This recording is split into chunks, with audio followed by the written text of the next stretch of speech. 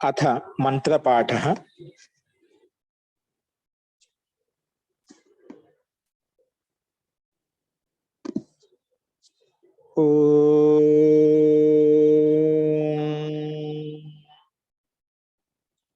सहनाववतु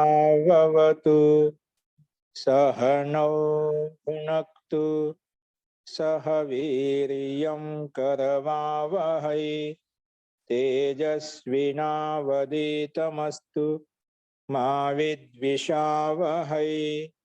ओम शांति शांति शांति।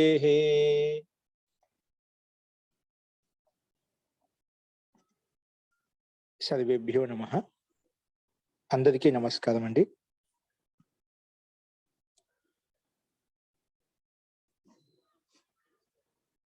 నిన్న మనము అభ్యాసం 59 మొదలు పెట్టుకున్నాము. అందులో శబ్దకోశం చెప్పుకున్న తర్వాత 192వ నియమం కూడా మనం చెప్పుకున్నాము. ఈరోజు నియమం 193 రాసుకోవాలి. అది రాసుకోండి. నియమం 193. నియమం 193.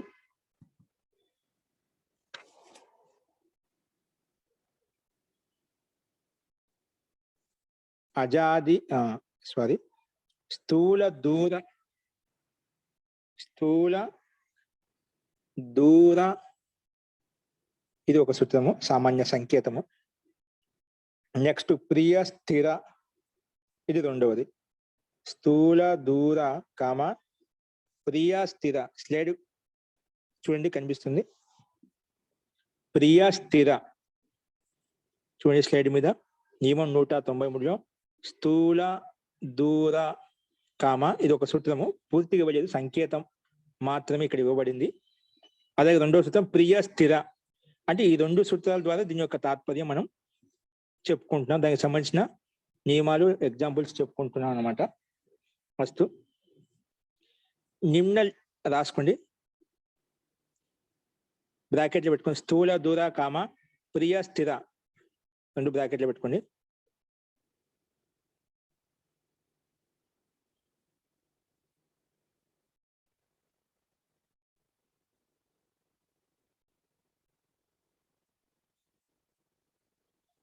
ఈ క్రింది శబ్దాలతోటి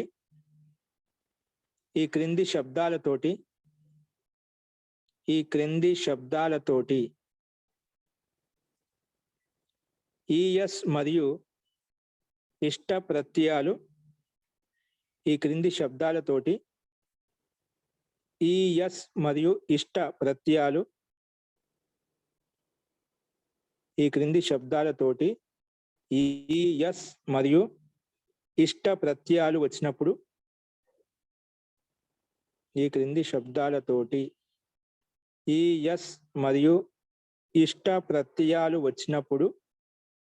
ఇష్ట ప్రత్యయాలు వచ్చినప్పుడు ఈ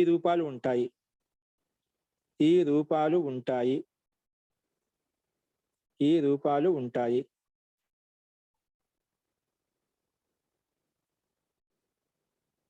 నిమ్న ఈ క్రింది శబ్దాలతోటి ఈఎస్ మరియు ఇష్ట ప్రత్యయాలు వచ్చినప్పుడు రూపాలు ఈ విధంగా ఉంటాయి. రూపాలు ఈ విధంగా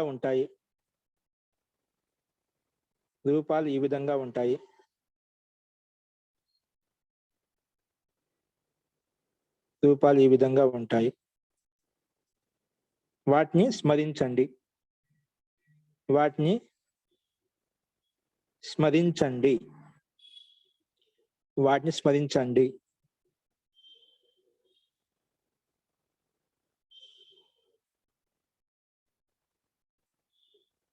ఇంకా బ్రాకెట్లు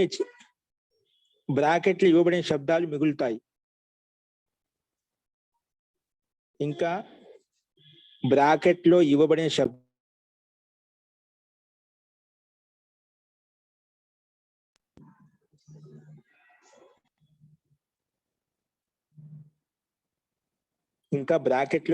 శబ్దాలు మిగులుతాయి.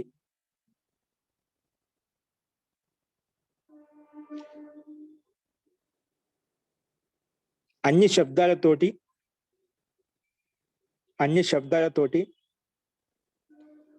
తర మరియు తమ వాళ్ళే శబ్దాలు కూడా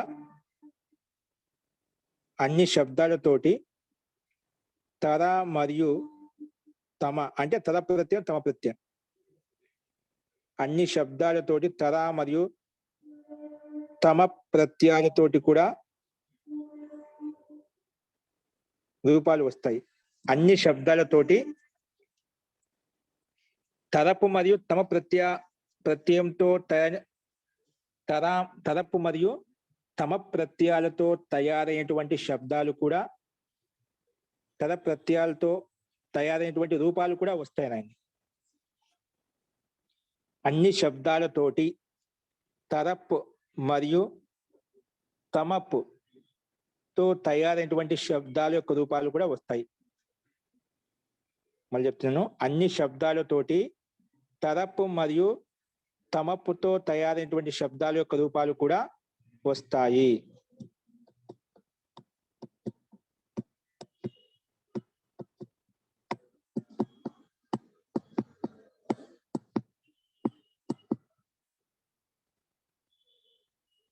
ఓకే, ఇది 193 అండి. అంటే 193 ఏం చెప్పుకున్నామంటే కింద ఒక పట్టిక కనిపిస్తుంది మనకు. ఆ శబ్దాలు పైన చెప్పిన సూత్రాల ప్రకారంగా నియమ ప్రకారం వస్తాయి. అందుకే ఇక్కడ ఏ శబ్దాలు ఇవ్వబడ్డా అన్నిట్లో ఈఎస్ మరియు ఇష్టం ప్రత్యయాలతో వచ్చే రూపాలు ఏంటి అంటే ఈఎస్ ప్రత్యయం వచ్చినప్పుడు రూపం ఎలా ఉంటుంది, ఇష్టం ప్రత్యయం వచ్చినప్పుడు రూపం ఎలా ఉంటుంది అది చూసాము. ఇంకా ఇక్కడ శబ్దాలు ఏవైతే ఇచ్చారో ఆ శబ్దానికి పక్కనే బ్రాకెట్ కూడా ఇచ్చారంట. ఆ బ్రాకెట్ ఏ శబ్దం ఉందో అది మిగులుతుందన్నమాట. ఇప్పుడు అనుబంధ లోపం చేస్తే ఇది మిగులుతుందని చెప్తాను కదా, అలాగా ప్రశస్య శబ్దంలో అనుబంధ లోపం కాదు కానీ దాని స్థానంలో శ్ర ఆదేశం అవుతుంది. ఇప్పుడు వృద్ధ ప్రశస్య దాని స్థానం జ్యా వచ్చింది, అంతికా స్థానం నేదు వచ్చింది, బాడా స్థానంలో సాధు వచ్చింది. అవి మిగులుతాయి. బ్రాకెట్లు ఏవైతే ఉన్నాయో ఆ శబ్ద స్థానంలో అవి మిగులుతాయని అర్థం, దాని స్థానంలో అవి వచ్చాయని అర్థం. ఓకే, అది కోష్టగతంలో ఉన్నటువంటి ఒకసారి రాసుకోండి. ముందుగా ప్రశస్య బ్రాకెట్లో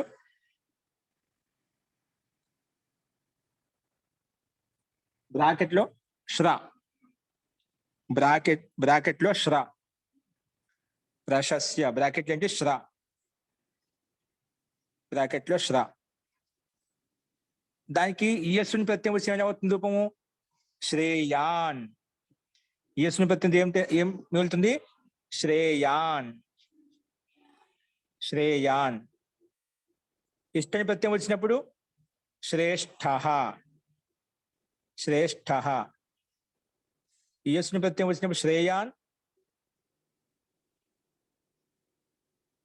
ఇష్టని ప్రత్యయం వచ్చినప్పుడు శ్రేష్ఠ. చూడు, ముందు ప్రశస్య శబ్దము, ఆ ప్రశస్య శబ్దంతో ఏమైపోయింది ఈఎస్ని వచ్చినప్పుడు శ్రేయాన్ అయిపోయింది, ఇష్టాన్ని వచ్చినప్పుడు శ్రేష్ఠ అయిపోయింది. అంతకంటే ముందు ప్రశస్య శబ్దం ఈఎస్ని ప్రత్యయం తెచ్చిన వెంటనే ఆ ప్రశస్య శబ్ద స్థానంలో శ్రా ఆదేశం అవుతుందండి. ప్రశస్య శబ్దం వెళ్ళిపోయి శ్రా మిగులుతుంది. ఆ శ్రాకు యస్ని కలిపితే శ్రేయాన్ అయిపోయింది, ఆ శ్రాకు ఇష్ట కలిపితే శ్రేష్ఠ అయిపోయింది అనమాట.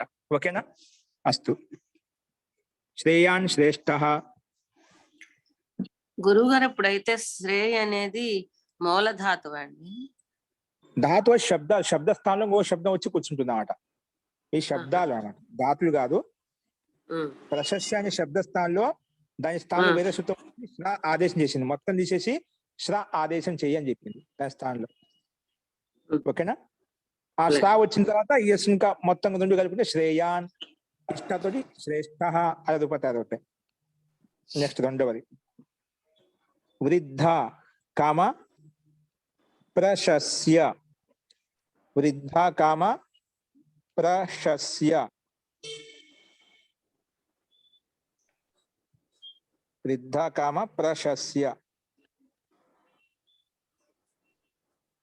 మహోదయ జీ, ఇక్కడ ప్రశస్య అనేది శ్రా మిగులుతుంది అంటే చాలా సూత్రాలు వచ్చి ఎంత జరిగి అప్పుడు చివరికి శ్రా మిగులుతుంది అని అర్థం చేసుకోవాలి, అంతే కదండి? డైరెక్ట్ ప్రశస్య శ్రహ సూత్రం ఉంది. ఓహో, డైరెక్ట్ గా ఒక సూత్రంతో అయిపోతుంది అయితే. అయిపోతుంది. ఆహా.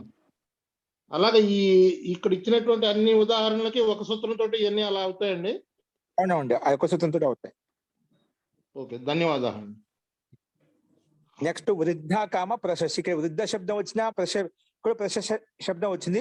వేరే సూత్రం ప్రకారంగా వృద్ధ శబ్దం వచ్చినా ప్రశస్త శబ్దం వచ్చినా శ్రా కాకుండా జ్యా కూడా వస్తుంది. వృద్ధ స్థానంలో వస్తుంది, ప్రశస్త స్థానంలో జ్యా వస్తుంది వేరే సూత్రం ప్రకారంగా. నియమం చెప్పిన మాట జ్యా ఇది మిగులుతుంది. అక్కడ జ్యా వచ్చినప్పుడు జ్యాయాన్ జ్యేష్ఠ, జ్యాయాన్ ఎస్ మీద వచ్చే జ్యాయాన్, ఇష్ట వచ్చి జ్యేష్ఠ. మహోదయ, వీటికి తెలుగులో మీనింగ్స్ కూడా చెప్పరా? ఇవన్నీ పైన చెప్పుకున్నామండి మనం. శ్రేయ అంటే శ్రేష్టమైన అని అర్థం, మహోదయ. శ్రేష్టమైనది. జ్యాయ అంటే జ్యేష్ఠమైన, జ్యేష్ఠము అంటే పెద్దది అని అర్థమా పెద్దది, మహోదయ? పెద్దవారు. జ్యేష్ఠుడు అంటాం కదా, జ్యేష్ఠ అంటే పెద్దవారు.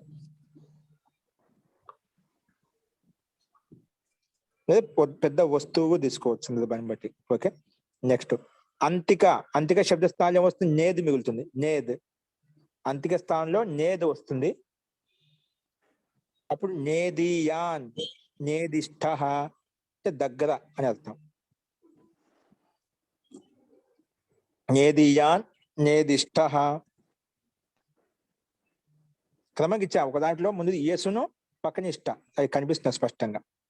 నెక్స్ట్ బాడ. బాడ అంటే సాధ, బాడ స్థానం మిగిలింది సాధ. దానికి సాధియాన్, సాధిష్ట, సాధియాన్, సాధిష్ట. బాడకి మిగిలింది సాధ మిగిలింది, సాధియాన్, సాధిష్ట.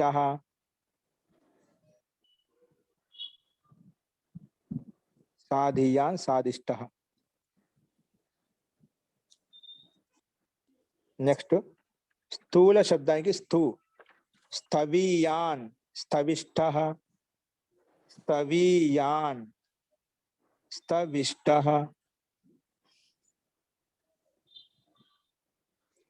స్థవీయాన్, స్థవిష్ట, స్థవీయాన్. మూడు లింగాలు వస్తాయండి వీటికి? 3 లింగాలు వస్తాయా? జ్యేష్ఠ, జ్యేష్టం, జ్యేష్ఠ.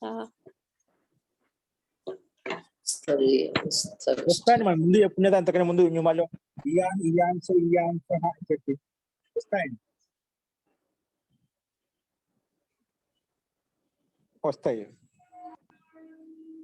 నెక్స్ట్ స్థూల శబ్దానికి స్థూ మిగులుతుంది. స్థూల శబ్దానికి స్థూ. స్థవీయాన్, స్థవిష్ట, స్థవీయాన్, స్థవిష్ట.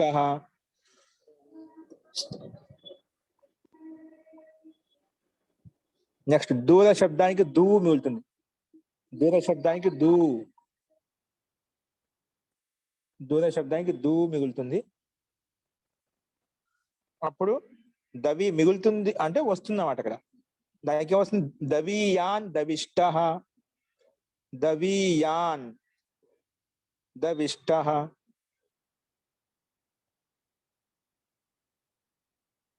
దవీయాన్, దవిష్ట.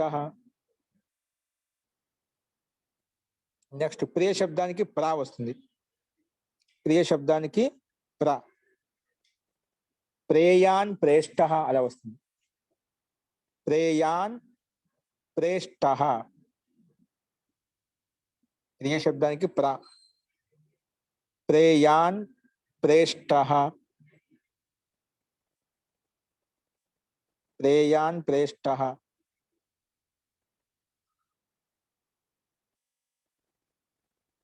ప్రేయాన్, ప్రేష్ట. నెక్స్ట్ స్థిర శబ్దానికి స్థా వస్తుంది. స్థిర శబ్దానికి స్థా. అప్పుడు స్థేయాన్, స్థేష్ట. స్థిర శబ్దానికి బ్రాకెట్లో స్థా మిగులుతుంది. దానికి ఎస్ ను వస్తే స్థేయాన్, స్థేయాన్, స్థేష్ట, స్థేయాన్, స్థేష్ట. నెక్స్ట్ ఉరు శబ్దానికి వరియాన్, వరియాన్, వరియాన్, వరిష్ఠః, వరియాన్, వరిష్ఠః,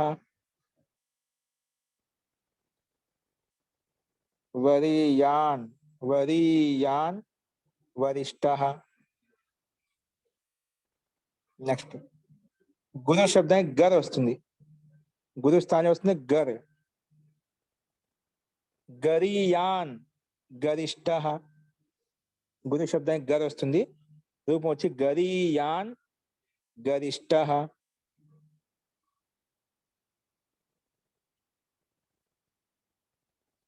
నెక్స్ట్ దీర్ఘ శబ్దానికి ద్రాగ్ వస్తుంది, దీర్ఘ స్థానంలో ద్రాగ్, ద్రాఘియాన్, ద్రాఘిష్ఠః, ద్రాఘియాన్, ద్రాగిష్ఠః.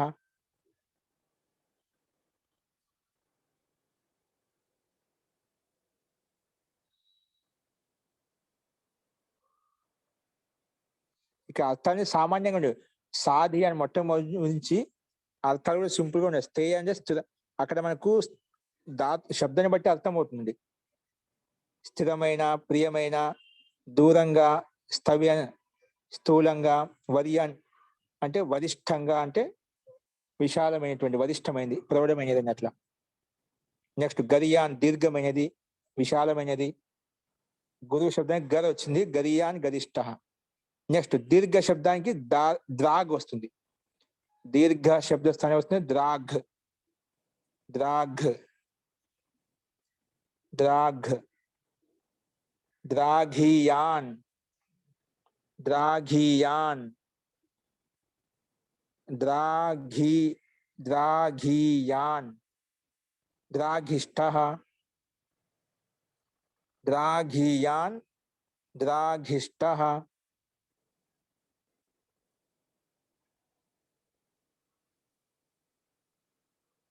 ద్రాఘియాన్, ద్రాగిష్ఠః. నెక్స్ట్ బహు శబ్ద స్థానంలో భూ, భూయాన్, భూయిష్ఠః. బహుకి భూ, భూయాన్, భూయిష్ఠః, భూయాన్, భూయిష్ఠః.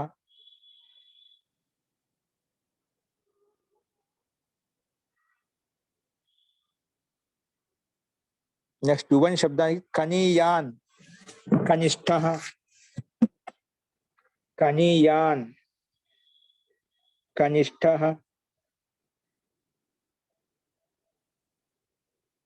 కనీయాన్, కనిష్ఠః, కనీయాన్,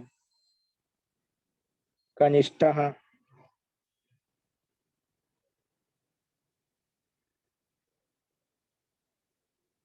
కనీయాన్, కనిష్ఠః.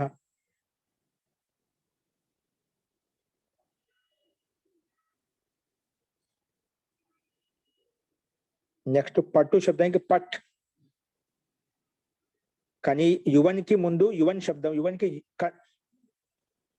ఏమిగింది, కన్ మిగిలిందండి, కన్ మిగిలింది, అందుకే కనీయాన్ కనిష్ఠ అయిపోయింది. బహు శబ్దానికి భూ మిగిలింది, అందుకే భూయాన్, భూయిష్ఠః. అలాగే పట్టు శబ్దానికి పట్టు మిగిలింది, పఠియాన్, పటిష్ఠః, పఠియాన్, పటిష్ఠః. నెక్స్ట్ అండి, నెక్స్ట్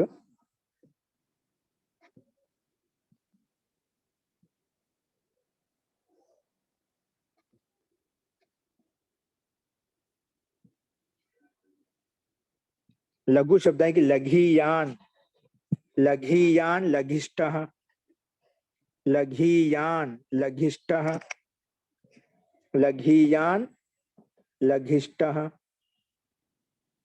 నెక్స్ట్ మహత్ శబ్దానికి మహీయాన్, మహిష్ఠః, మహీయాన్, మహిష్ఠః, మహీయాన్, మహిష్ఠః. महीयान महिष्टः,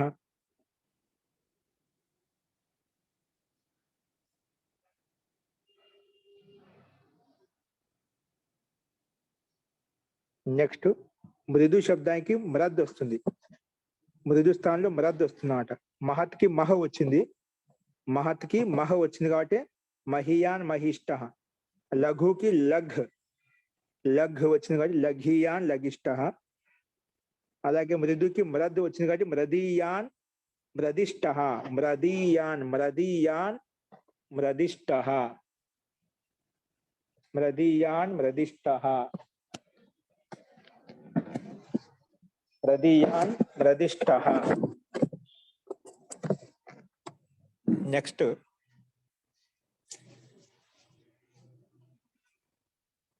బలిన్ శబ్దం, బలిన్ శబ్దం, బలిన్ కనబడట్లేదు మహోదయ. బలిన్ శబ్దానికి బలియాన్ బలిష్ట, బలిన్ శబ్దానికి బలియాన్ బలిష్ట.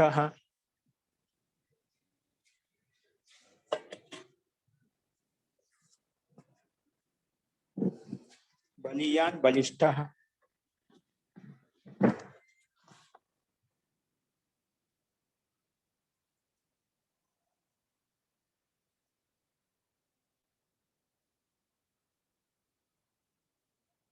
బలియాన్ బలిష్ట. ఓకేనా? ఈ రకంగా మనము ఇవి 193లో చెప్పిన నియమం ప్రకారంగా శబ్దాలతోటి ఎస్ ఎస్ట్ అని ప్రత్యయాలు వచ్చినప్పుడు ఈ విధంగా రూపాలు ఉంటాయి అని చెప్పుకున్నాం. ఏం చెప్పినాం? ఈ క్రింది శబ్దాలతో ఎస్ మరియు ఎస్ట్ అని ప్రత్యయాలు వచ్చినప్పుడు ఈ విధంగా రూపాలు ఉంటాయి, వాటిని స్మరించాలి. ఇంకా కోష్టకగతంలో ఉండే శబ్దాలు మిగులుతాయి, అంటే బ్రాకెట్ లో ఉండే శబ్దాలు మిగులుతాయి. అన్ని శబ్దాలతోటి, ఇంకా అన్ని శబ్దాల తరప్ మరియు తమ ప్రత్యయాలతో, అన్ని శబ్దాలతోటి తరప్ మరియు తమ ప్రత్యయాలతో ఏం చెప్పాను? తరప్ మరియు తమ ప్రత్యయాలతో ఉత్పన్నమైన శబ్దాలు కూడా, అది కాదు, ఏదో భిన్నంగా చెప్పాను. అన్ని శబ్దాలతోటి తరప్ మరియు తమ ప్రత్యయాలతోటి తయారైన రూపాలు కూడా వస్తాయి. ఓకే అండి, అది తరప్ మరియు తమ ప్రత్యయాలతో తయారైనటువంటి రూపాలు కూడా వస్తాయి. ఓకేనా? ఇక్కడ ఇవ్వలేదు, ఇలాగే వస్తాయి. ఎలాగా? ఈఎస్ ఇష్టంగా వచ్చిన ఏ విధంగా వస్తాయో తరప్ తమతో కూడా ఇట్లా వస్తాయి. ఎట్లా? దూర తరహ, ఉరు తరహ, ప్రియ తరహ, ప్రియతమ, ప్రశస్త తరహ, ప్రశస్తమ, అలాగా అన్ని శబ్దాలతో వస్తాయి అన్నమాట. అవి మనకు ముందు చెప్పుకున్నాము, అందుకే ఇక్కడ లేదు, సామాన్యంగా నియమం ప్రకారం చెప్పుకున్నాం. అస్తు, కింద కొంచెం రాసుకోండి. ఇస్ పాఠ మే దో కి తులనా మే యస్. ఇక్కడ ఈ పాఠంలో ఇద్దరిని పోల్చి చెప్పేటప్పుడు ఈఎస్ ప్రత్యయము, ఇద్దరిలో పోల్చేటప్పుడు ఈఎస్ ప్రత్యయము, మరియు చాలా మందిని పోల్చి చెప్పేటప్పుడు ఇష్టని ప్రత్యయాలను ఉపయోగించాలి. ఈ పాఠంలో ఇక్కడ ఈ పాఠంలో అంటే ఏదైనా కానీ అంటే ఎస్ ఇష్టని ప్రత్యయాలను ఎక్కడ ఉపయోగిస్తామో అది చూపించాలి. ఈ పాఠంలో అంటే ఇక్కడ చెప్పిన ఈరోజు ఈ 59వ పాఠంలో అంటే నియమంలో ఇద్దరిలో తులనా చేసేటప్పుడు ఎస్ మరియు చాలా మందిలోంచి తులనా చేసేటప్పుడు ఇష్టని ప్రత్యయాలను ఉపయోగించాలి. ఓకేనా?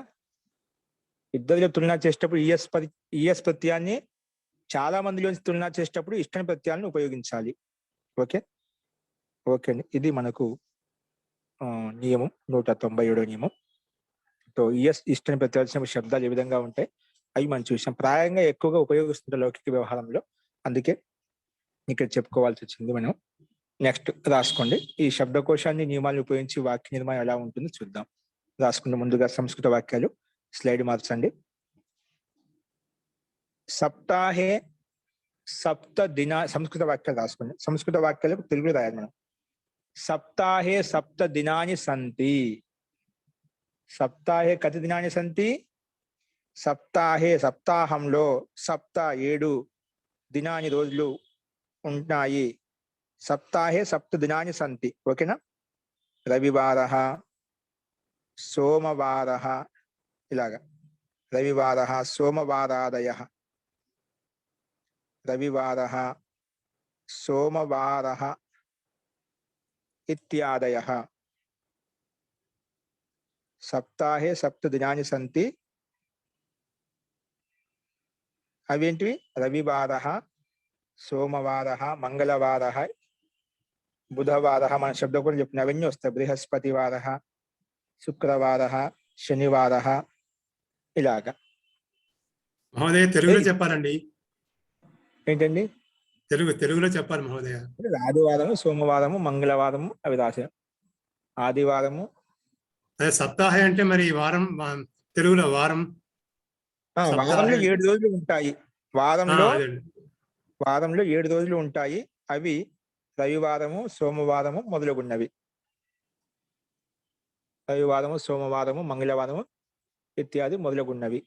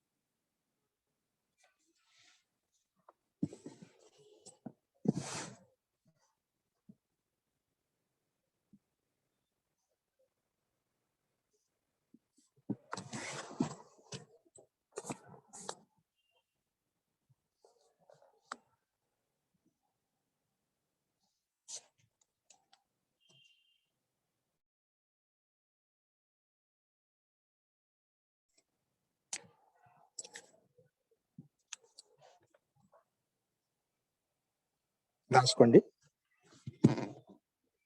ఇక్కడ కనిపిస్తున్నాయి చూడండి.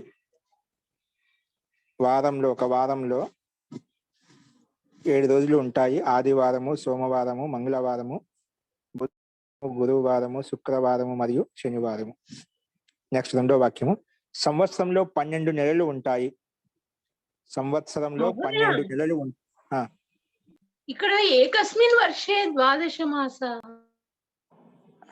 అవును మహోదయ, కరెక్ట్. మహోదయ, మీరు సంస్కృత వాక్యాన్ని తెలుగులో చెప్తానన్నారు కదా, తెలుగు చూస్తున్నారు ఇప్పుడు మరి.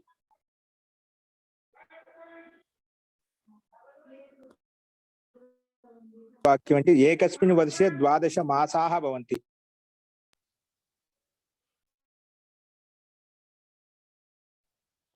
తెలుగులో కూడా అదే అర్థం ఉంది మహోదయ, అందుకని నేను కామ్గా అయిపోయాను. ఉంటాయి. అవి చైత్రం, వైశాఖం ఇత్యాదయ. వైశాఖాదయ. తెలుగులో ఒక వర్షంలో 12 నెలలు ఉంటాయి. చైత్రము, వైశాఖము, జ్యేష్టము, ఆషాఢము, శ్రావణము ఇత్యాది. మహోదయ, అది మొదటి దాంట్లో ఇచ్చిన సంస్కృత వాక్యాలు ఇచ్చారు, వాటి తెలుగు చెప్పాలి. ఇవి రెండోది సంస్కృత బనావు అన్నారు, దీనికి సంస్కృతంలో రాయాలి. ఇప్పుడు మీరు హిందీలో ఉన్నాయి, సంస్కృత రాయాలి. అవును మహోదయ. ప్రథమంది అయితే ఉదాహరణ వాక్యం ఇచ్చారు కదా, వాటికి మనం తెలుగు రాయాలి. కొంతమంది రాసుకున్నారో లేదని చెప్పి మనం ఒకసారి చదివి దాని అర్థం చెప్తున్నాను తెలుగులో. అవును మహోదయ, కరెక్ట్. ఏకస్మిన్ వర్షే ద్వాదశ మాసాః భవంతి అని చెప్పి ఒకసారి చదివి దాని అర్థం చెప్పిన. ఒక వారంలో 12 నెలలు ఉంటాయి. చైత్రము, వైశాఖము, జ్యేష్ఠము ఇత్యాది మొదలగున్నవి. నెక్స్ట్ 3వ వాక్యం. జననీ జన్మభూమిశ్చ స్వర్గాదపి గరీయసి. జనని తల్లి కన్నా కాదు, జనని అంటే తల్లి, జన్మభూమి ఇంకా జన్మభూమి, స్వర్గాదపి స్వర్గం కంటే కూడా చాలా శ్రేష్టమైనటువంటి.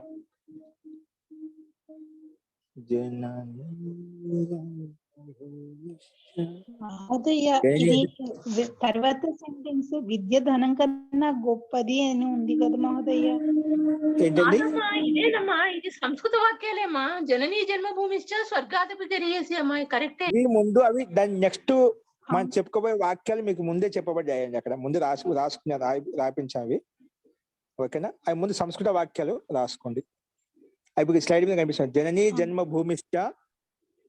ఆ తర్వాత చెప్పు, ఈ సంస్కృత వాక్యాలు అయిపోయిన తర్వాత ఆ తెలుగుకు మనం సంస్కృతం చెప్పుకుంటాం తర్వాత.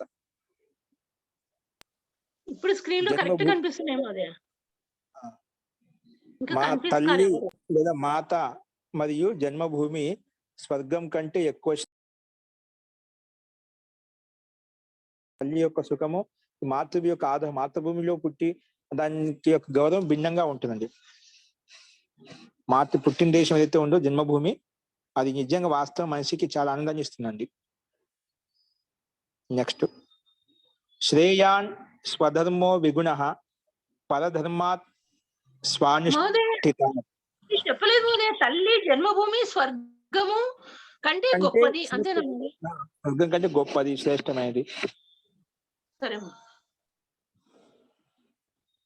తల్లి మరి ఇంకా జన్మభూమి స్వర్గం కంటే గొప్పది, శ్రేష్టమైనది.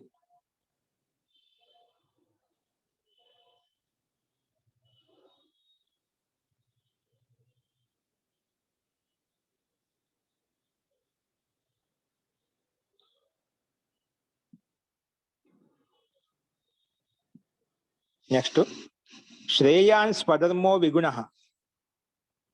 శ్రేయాన్ పరధర్మ స్వానిష్ఠితాత్.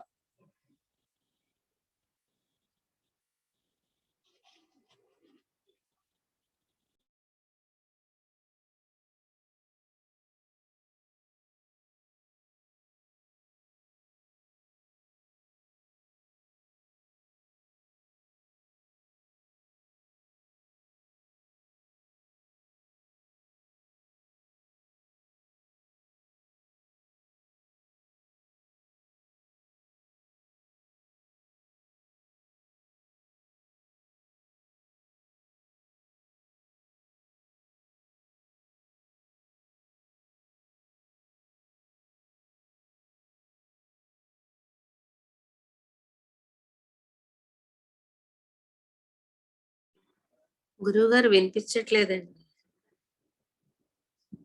గురువు గారు మ్యూట్ లో ఉన్నారమ్మా. ఇప్పుడు వినిపిస్తుందండి. వినిపిస్తుంది. వినిపిస్తుంది మోదయ, అప్పుడు ఏం వినలేదు. స్వధర్మో విగుణ. శ్రేయాన్ స్వధర్మో విగుణ పరధర్మాత్ స్వానుష్ఠితాత్. స్వధర్మము శ్రేష్టమైనది పరధర్మము కన్నా.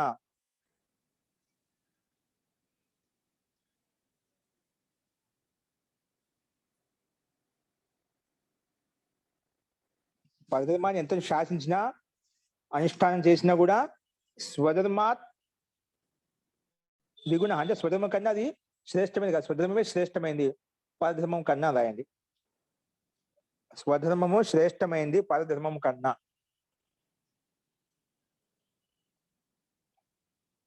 నెక్స్ట్, రామ లక్ష్మణాత్ జ్యాయాన్ ఆసిత్. రాముడు లక్ష్మణుడి కన్నా పెద్దవాడు. రామో లక్ష్మణుడి కన్నా జ్యాయాన్ పెద్దవాడు. రామో లక్ష్మణాత్ జ్యాయాన్ పెద్దవాడు. శత్రుఘ్నశ్చ అందులోనే భరతాత్ కనియాన్. ఇంకా శత్రుఘ్నుడు భరతుడి కన్నా చిన్నవాడు. భరతుడి కన్నా చిన్నవాడు.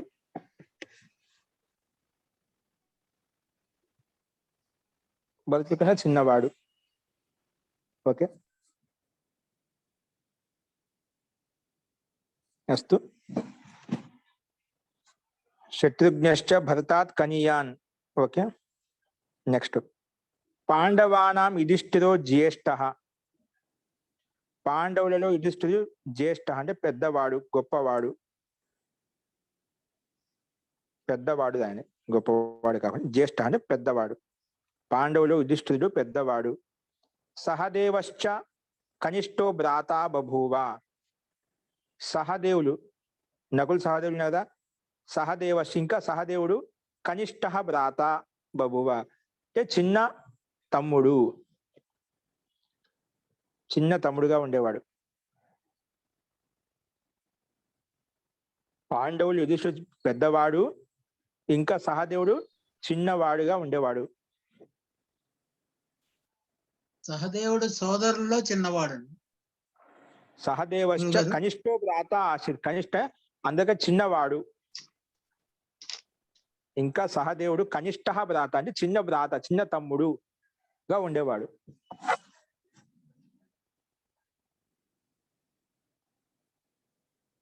నెక్స్ట్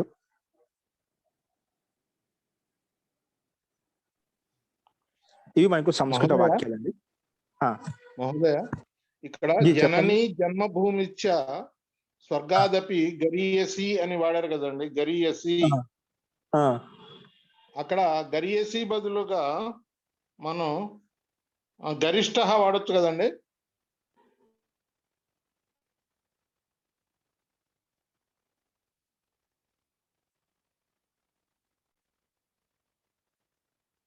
ఏంటి భూమి జయని అది గదీయస్య స్త్రీలింగంలో వాడాం. ఇద్దరి మధ్యలో జరిగింది కాబట్టి ఓకేనా? రెండింటి ఇద్దరు మధ్యలో కాదు కదా, కదండి. అక్కడ ముగ్గురు ఉన్నారు కదా, ఇద్దరు కాదు కదా అక్కడ. తల్లి ఇంకా జన్మభూమి. అవును, ఆ ఇద్దరిని స్వర్గంతో కంపేర్ చేస్తున్నారు కదా. అదే కదా శ్రేష్టతకి విశేషణవదికి జైని గదీయసి శ్రేష్టమే, గొప్పది. జన్మభూమి గొప్పది. ఎవరు స్త్రీలింగం ఉంది గదీయసి, గరిష్ట పుల్లింగం. ఓహో. ఓకేనా? కాబట్టి ఇక్కడ తల్లిని కూడా పోలుస్తున్నారు, జన్మభూమిని కూడా పోలుస్తున్నారు. రెండింటిని పోలుస్తున్నారు. రెండింటిని పోల్చినా కూడా అది ఏకవచనంగానే తీసుకుని దానికి స్త్రీలింగంలోనే చెప్పారు. అంతేనండి? అవునండి, కర్తని బట్టి క్రియాపదం చెప్పాం అక్కడ. అదే రెండు ఉన్నప్పటికీ రెండింటిని స్వర్గంతో పోలుస్తున్నారు. మొదటిసారి జననిని స్వర్గంతో పోల్చారు, జన్మభూమిని స్వర్గంతో పోల్చారు. అట్లాగా రెండింటి మధ్య పోలిక ఉంది కాబట్టి అది స్త్రీలింగం కాబట్టి గరీయసి వచ్చింది. గరీయసి చెప్పేసా అంటే నువ్వు డ్యూయల్స్ చెప్పాలని ఆలోచిస్తున్నారా? అదే అండి, అదే అదే అదే ఎందుకంటే జన్మభూమిశ్చ అని చెప్పారు కాబట్టి అక్కడ మరియు అన్నారు కాబట్టి అది ద్వివచనమేమో అనుకున్నాను. ఏకశ రెండింటికి ఒకటే గరీయసి గొప్పది అంటే రెండు ఆటోమేటిక్ గా అంతర్భూతంగా వస్తాయన్నమాట. అవునండి, ఇది రామాయణంలో శ్లోకం కదా, ఇది ఆయన వాల్మీకి మహర్షి రాసినటువంటి శ్లోకం ఇది. అవును, అలాగే మహోదయ్. ఫస్ట్ నెక్స్ట్ బభు అంటే ఏంటి అర్థమైంది మహోదయ్? ఏంటండి? లాస్ట్ సహదేవశ్చ కనిష్టో భ్రాత బభూవ. బభూవ ఇది క్రియాపదం అన్నమాట. అంటే లిట్ల కాలంలో అలాగే ఉండేవాడు. సహదేవుడు చాలా చిన్న తమ్ముడుగా ఉండేవాడు. ఇది అంటే ఉండేవాడు అనుకోవచ్చా? ఉండేవాడు అంటే ఆచార్య ఎప్పుడో జరిగినాయి కాబట్టి చిన్న తమ్ముడుగా ఉండేవాడు. ఇతను ఇలా ఉండేవాడు, ఇతను ఇలా ఉండేవాడు. అది యుధిష్ఠిరుడు పాండవులు పెద్దవాడిగా ఉండేవాడు అని జరిగిపోయిన గడిని చెప్పుకుంటారు కదా, జరిగిపోయినా కదా భూతకాలంలో. అట్లా భూతకాలం చెప్పేటప్పుడు పరోక్ష భూతకాలం చెప్పుకుంటే ఇలా కాలం ఉపయోగిస్తాం. బబువా అలా ఉండేవాడు. డైరెక్ట్ గా మనం అక్కడ పదంలో చెప్పాలి, అనువాదం చెప్పాడు. కానీ రాసేటప్పుడు అది రాసుకోవాలి. అది ఊరికే కనిష్ట అంటే ఎప్పుడు ఏ సందర్భం, ఇప్పుడు వర్తమాన కాలంలో లేదా మధ్యకాలంలో ఏదో ఎప్పుడు గురించి చెప్పమాటలు, వర్తమానమా భవిష్యత్తు లేదా భూతకాలం జరిగిపోయిన విషయమా. కాబట్టి ఆ కాల నిర్ధారణ కోసం ఖచ్చితంగా ఆ ప్రయోగం లకారాన్ని ప్రయోగించాలి, క్రియాపదాన్ని ఉపయోగించాలి. అప్పుడు బబువు అన్న లిట్ లకారం అనేది ఇప్పుడు కాలంలో కాదు, వర్తమాన కాలంలో కాదు, అత్యంత ప్రాచీన కాలంలో ఉంటుంది. సామాన్య భూతకాలం కాదు, అత్యంత ప్రాచీన కాల సందర్భంలో ఇది తీసుకోబడిందని చెప్పి తెలుస్తుంది క్రియాపదాన్ని బట్టి. ఓకేనా? అస్తు. నెక్స్ట్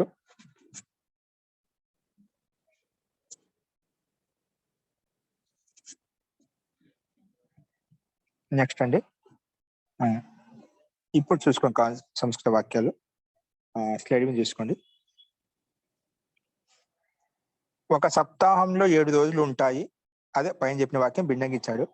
రవివారము, సోమవారము, మంగళవారము, బుధవారము, బృహస్పతివారము, శుక్రవారము మరియు శనివారము.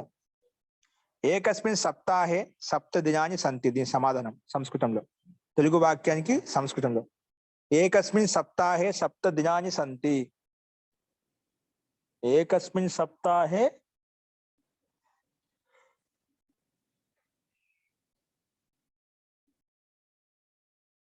సప్త దినాని సంతి, 7 రోజులు ఉంటాయి. అవి రాసుకో. రవివార, సోమవార, శబ్దకోశం శబ్దాలు మొత్తం రాయండి. ఇత్యాదయ పెట్టుకొని తెలుసు కాబట్టి సామాన్యంగా ఉన్నాయి కాబట్టి. రవివారः సోమవారः మంగళవారः ఇత్యాదయः. నెక్స్ట్ రెండో వాక్యం. ఒక వర్షంలో 12 మాసాలు ఉంటాయి. ఒక వర్షంలో 12 మాసాలు ఉంటాయి. ఏకస్మిన్ వర్షే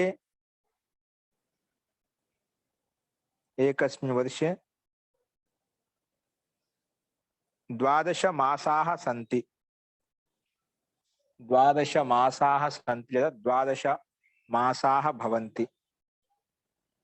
ఏకస్మిన్ వర్షే 12 మాసాः సంతి. 12 మాసాः సంతి.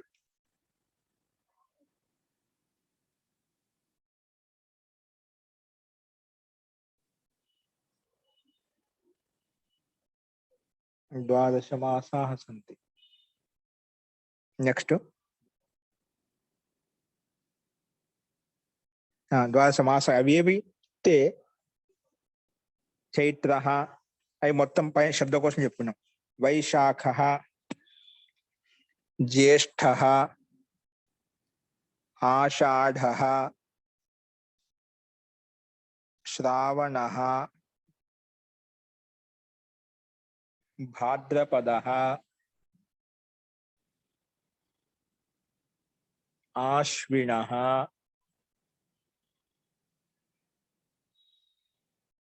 కార్తికః,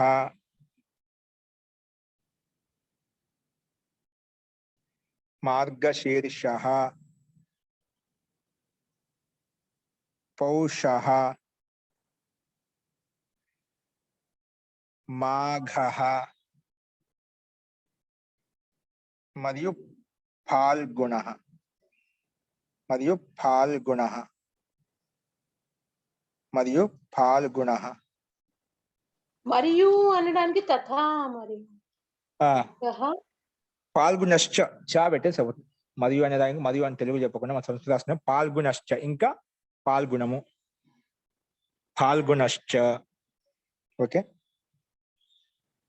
నెక్స్ట్ అండి. విద్యా ధనము కన్నా గొప్పది లేదా శ్రేష్టమైనది. విద్యా ధనము కన్నా గొప్పది లేదా శ్రేష్టమైనది. ఇది తెలుగు వాక్యం. సంస్కృత సమాధానం వచ్చేసి ఏంటిది? గురుహు అని ఇచ్చాడుగా బ్రాకెట్ లో ఆచార్య. గురు దాన్ని ఉపయోగించమని చెప్తున్నాడు ఇక్కడ. అది ఉపయోగిద్దామండి. విద్యా ధనాత్ గురుహు అని చెప్పాలి. విద్యా ధనాత్ గురుహు. ధనం కన్నా గురుహు శ్రేష్టమైంది. గరియాన్ అనకూడదా ఆచార్య? ఏంటండి? గరియాన్ అని చెప్పకూడదా? గరిష్ట అనొచ్చు కదా మహోదయ. గరియాన్ గరియాన్ అస్తి. విద్యా ధనము కన్నా గరియాన్. గురువుకి గరియాన్ వస్తుంది కదా, గరియాన్ శబ్దం ఉపయోగించుకోవచ్చు. గరియాన్ లేదా గరిష్ట. విద్యా ధనాత్ గరిష్ట లేదా గరియాన్. విద్యా ధనాత్ గరియాన్ లేదా గరిష్ట. విద్యా ధనాత్ గరియాన్ లేదా గరిష్ట. గరిష్ట అనేది ఆచార్య బహువచనం అంటే చాలా వాటిలో కదా. రెండింటి మధ్య పోలిక గరియాన్ అని చెప్పారుగా. ఓకే, సంతోషం అండి, సక్రియంగా ఉన్నది. మనం రెండిట్లో అంటే విద్యా ధనము కంటే పోల్చి చెప్పాలని చెప్పుకోవచ్చు, అలా ఉపయోగించుకోవచ్చు టాపిక్. కాబట్టి రెండిట్లో పోలిసిన విద్యా ధనము కన్నా దాని ధనంతో పోలుస్తున్నాం కాబట్టి రెండిట్లో మధ్య పోలుస్తున్నాం కాబట్టి గరియాన్ని ఉపయోగిస్తామండి. Okay, next. మహోదయ, స్త్రీలింగం కదండి? ఏంటండి? విద్య అనేది స్త్రీలింగం కదా. గరియేసి రావాలి కదా. అవును, అంతే కదా. స్త్రీలింగాన్ని గరియేసి రావాలి కదా. ఓకే అండి, అంతే కదా ఆచార్య, గరియేసి. ఓకే అండి. విద్యా ధనాత్ గరియేసి. ఏంటి విద్యాకి విశేషం కాబట్టి విద్యా ధనాత్ గరియేసి. అస్తు, ఉత్తమం. నెక్స్ట్ అండి. హమారా ఇల్లు, మా ఇల్లు మీ ఇంటి కంటే దూరంగా ఉంది. మా ఇల్లు మీ ఇంటి కంటే దూరంగా ఉందంట. అదే నా వాక్యము. మా ఉంది ఇల్లు మీ మహోదయ. ఊరికే మా ఇల్లు మీ ఇంటికన్నా దూరం అంతే మహోదయ. ఓకే. అస్మాకం గృహం తవ గృహాత్ అస్మాకం గృహం తవ గృహాత్ దవీయాన్ అస్తి. దవియాన్ అంటే మనకు ఒకటి ప్రయోగం ఉపయోగించాం కదా, ఇయస్ ని ప్రత్యయం ఉపయోగించి. దవియాన్ దూరము. అస్మాకం గృహం తవ గృహాత్ దవియాన్. నెక్స్ట్ భీమః, భీముడు అర్జును కంటే స్థూలమైన వాడు. భీమః అర్జునాత్, స్థూల శబ్దానికి ఏమొచ్చింది? స్థూల స్థవీయాన్. ఇప్పుడు చెప్పిన మనం ముందు చెప్పిన శబ్దాలు గమనించండి. ఇప్పుడు స్థవీయాన్ ఓకేనా? స్థవీయాన్, భీముడు అర్జును కంటే స్థూలమైన వాడంటే స్థవీయాన్. నెక్స్ట్ చూడు కనిపిస్తున్నాయి. అర్జునుడు భీముడు కంటే ధనుర్విద్యలో చతురుడు. అర్జునుడు భీముడి కంటే ధనుర్విద్యలో చతురుడు. అర్జునః భీమాత్ ధనుర్విద్యాయాం పఠీయాన్. ధనుర్విద్యాయాం పఠీయాన్ అస్తి. ధనుర్విద్యాయాం పఠీయాన్ అస్తి. నెక్స్ట్ హింస కన్నా అహింస శ్రేష్టమైంది. హింసాయాః అహింస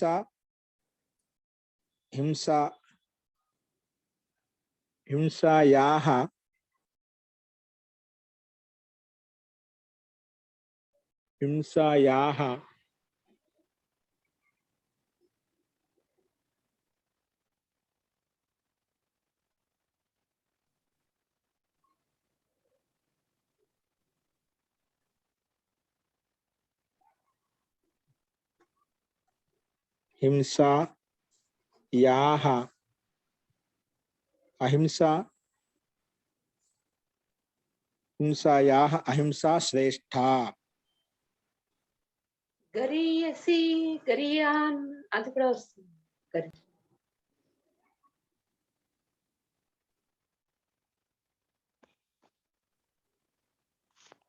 మహోదయ ప్రశస్తమైంది అంటే శ్రేయాన్ పెట్టాలి. శ్రేయాన్ శ్రేష్ఠ అని శ్రేయాన్.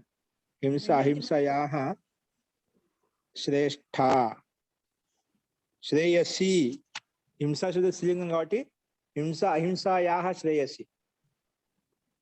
ఓకేనా? హింసా శబ్దం స్త్రీలింగం అండి, శ్రేయసి అంట. జీ సోమనాథ్ గారు, ఇక్కడ ఈ భీముడు అర్జునుడు దగ్గర కూడా విద్య గురించి, స్త్రీలింగ గురించి అక్కడ వాక్యం వచ్చింది. ఎలాగండి? భీముడికి అర్జునుడికి ధనుర్విద్య ఉంది కదా, విద్య అనేది స్త్రీలింగం కదా. అర్జునుడు భీముడి కంటే ధనుర్విద్యలో చతురుడు. చతురుడు ఎవరు? విద్య కాదు కదా ఇక్కడ. అర్జునుడు చతురుడు, ఆ విద్య చతురుడు, విద్యలో చతురుడు. అందుకే సప్తమి భక్తి పెట్టినా కదా. ధనుర్విద్యాయాం అక్కడ సప్తమి భక్తి పెట్టాం. అదేలేండి, అదేమో సప్తమి భక్తి పెట్టాము. మహోదయ ఇది మళ్ళీ చెప్పండి సార్. హింస కన్నా అహింస మళ్ళీ చెప్పరా? హింసాయాః అహింసా Shreyasi. Okay sir, right. Shreyasi, హింస స్త్రీలింగం కాబట్టి శ్రేయసి అంటున్నాం. అస్తు. నెక్స్ట్ వాక్యం. ఈ మార్గము ఆ మార్గం కంటే పెద్దది. ఏతద్ మార్గం తస్మాత్ మార్గాత్ దీర్ఘః. ద్రాఘియాన్ ఆయన. ఏతద్ మార్గం తస్మాత్ మార్గాత్ ద్రాఘియాన్.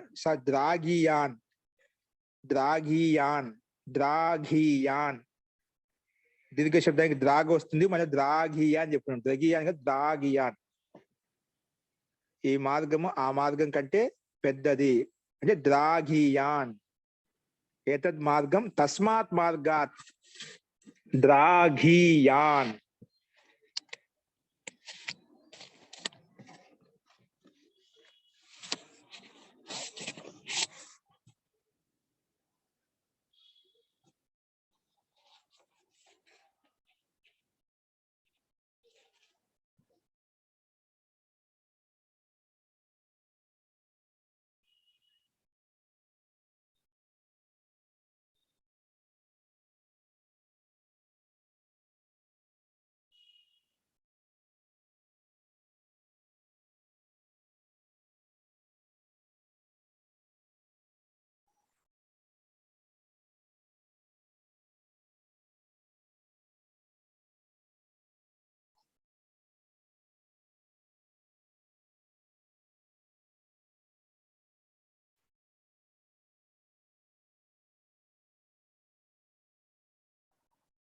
జీ నెక్స్ట్ వాక్యము.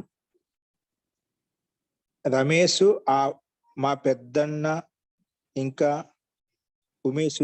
రమేష్ మా పెద్ద అన్న ఇంకా ఉమేష్ చిన్న తమ్ముడు. రమేష మమ జ్యేష్ఠ ఉమేశ్చ కనిష్ఠ ఆసీత్.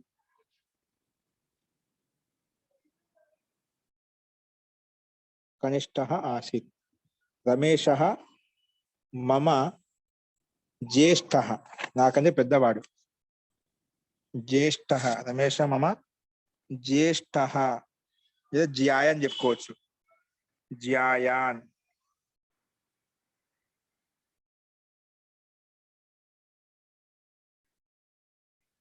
జ్యాయాన్. ఓకే. ఆచార్య జాయ అని ఎలా వస్తుంది ఆచార్య? ఇక్కడ చాలా మందిలో అయి ఉండొచ్చుగా. రమేష్ మా పెద్దన్న. మా అన్నాడు కదా, నా అనలేదు కాబట్టి మమ అన్నాడు కదా, అంటే జ్యేష్ఠ అనే కరెక్ట్ వస్తుందేమో. జ్యేష్ఠ అంటే సామాన్య శబ్దం కాదు, మన జ్యేష్ఠ ఇష్టం ప్రత్యయం ఉపయోగించి సామాన్య ఉపయోగించాం. అంటే మనం పోల్చే జ్యేష్ఠ అంటే అది చాలా మంది నుంచి పోల్చుకుంటారు, రెండు అట్లా వస్తాయి. అట్లా అనుకుంటే అప్పుడు కేవలం జ్యేష్ఠ సామాన్య శబ్దం పెట్టుకోవాలి. జ్యేష్ఠలో ఇష్టం ప్రత్యయం కాకుండా సామాన్య శబ్దం తీసుకుంటాను. ఇష్టం ప్రత్యయంతో యుక్తమై ఉంది, అందుకే జ్యేష్ఠ జ్యాయాన్. అంటే ఎవరితో పోల్చున్నాము ఇక్కడ? రమేష్ మా పెద్దన్న ఇంకా ఉమేష్ చిన్న తమ్ముడు. సామాన్య చెప్తే పోల్చడం లేదు ఇక్కడ. మా పెద్దన్న ఇంకా ఇతను చిన్న తమ్ముడు. అంటే ఒక రకం చూస్తే ఇద్దరిని పోల్చుతున్నాం. అక్కడ జ్యాయం రాసుకోవచ్చు. అంటే ఇతనేమో ఇట్లా, ఇతనేమో ఇట్లా అని ఇద్దరిని వ్యతిరేక స్పష్టత చెప్తున్నాం అంట. అంటే డైరెక్ట్ గా అట్లా లేదు, మనకు పోల్చి చెప్తున్నాం లేదు, సామాన్య రాసుకో. రమేష మమ జ్యేష్ఠ భ్రాత ఉమేశ్చ మా కనిష్ఠ భ్రాత ఆసీత్. ఓకే. నెక్స్ట్ అంతిమ వాక్యం రాసుకోండి. రమా విష్ణు యొక్క భార్య. రమా విష్ణో భార్య వర్తతే. రమా విష్ణో భార్య వర్తతే. రమా విష్ణో భార్య వర్తతే. రమా విష్ణో భార్య అస్తి లేదంటే భవతి, లేదంటే అస్తి వర్తతే, రెండు బాగుంటాయి. రమా విష్ణో భార్య అస్తి లేదా వర్తతే. ఓకే. ఇవి మనకు కొన్ని వాక్యాలు చెప్పినాక కొన్ని వాక్యాలు ఉన్నాయి, అవి మనం రేపు చూద్దామండి. అస్తు. మహోదయ ఒకసారి రమేష్ మమ జాయాత జాయానా ఏం చెప్పారు? జ్యేష్ఠ రమేష మమ జ్యేష్ఠ భ్రాత ఉమేశ్చ మమ కనిష్ఠ భ్రాత. మమ కనిష్ఠ భ్రాత చ ఆసీత్. ఉమేశ్చ మమ కనిష్ఠ భ్రాత అంతే. కానీ రాసుకుంటే ఆసీత్ కూడా రాయండి. అంటే ఇక్కడ మనకు అతి ప్రాచీన కాలం సామాన్య భూతకాలం చెప్పామట. ఉమేష మమ జ్యేష్ఠ భ్రాత ఉమేశ్చ కనిష్ఠ భ్రాత. ఆసీత్ అవసరం లేదు, తీసేయండి. మమ కనిష్ఠ భ్రాత కేవలం కాలం నిర్ధారణ కాదు, పెద్దవాడు ఇతను చిన్నవాడు, వయో నిర్ధారణ మాత్రమే కదా. అస్తు. ఈ రకంగా మనం కొన్ని తెలుగు వాక్యాలు చూసామండి. మిగిలిన వాక్యాలని రేపు చూద్దాము. మిగిలిన అభ్యాసంలో అంతిమ అభ్యాసంలో మనం రేపు మొదలు పెట్టుకున్నాము. అస్తు. మంత్రపాఠ. ఓ